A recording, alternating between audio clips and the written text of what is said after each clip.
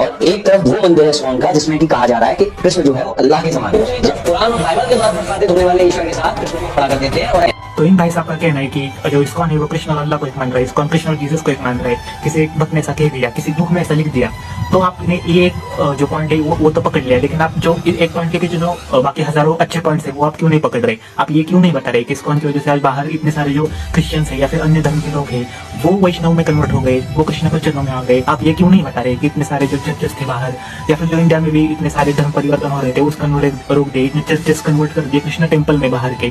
आप ये क्यों नहीं बता रहे कि जो मतलब जो यहाँ पर क्रिश्चियन मिशनरी है या फिर जो दूसरे लोग हैं जो हमारा धर्म कन्वर्ट करना चाहते हैं लेकिन वो नहीं कर पा रहे, क्योंकि इस्कॉन के जो भक्त है वो रोड पर धूप में उतर कर भगवत गीता बांट रहे, वो कृष्ण ज्ञान बांट रहे, वो सबको कह रहे कि मंदिर आओ मंदिर आओ।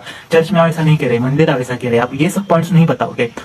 अब ये बात अलग है कि प्रभुपाद जी ने भी ऐसा कहा था कि जीसस कृष्ण का पुत्र है, लेकिन क्यों कहा था इसके पीछे आप पॉइंट ऑफ व्यू क्यों नहीं देखना चाहते?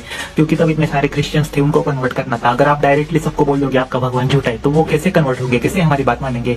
तो कुछ हर पॉइंट के पीछे कुछ ना कुछ होता है, क्योंकि इस्कॉन में इतने सारे अन्य धर्म के लोग हैं तो उनके भगवान को भी रिस्पेक्ट देनी पड़ती है। लेकिन प्रीचिंग स्ट्रेटजी आप अगर समझते तो फिर आप खुद प्रीच कर पाते, लेकिन आप तो प्रीच नहीं करते, आप तो बस एक्सपोज करते रहते हो, खुद ने तो कुछ नहीं किया। इसलिए सत्य को जानो, ठीक से क्या कर रहा है देखो, और फिर जो है वो आक्षेप लगाओ।